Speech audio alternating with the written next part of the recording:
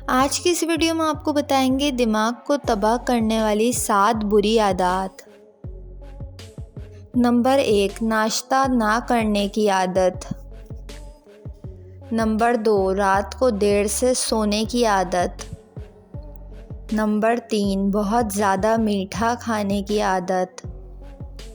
Number 4, सुबह सवेरे उठने के बजाय देर तक सोते रहना। नंबर 5, खाना खाते वक्त टीवी देखना या कंप्यूटर या सेल फोन इस्तेमाल करना। नंबर 6, सोते वक्त सर पर कैप रखना या पाँव में जराब पहनना।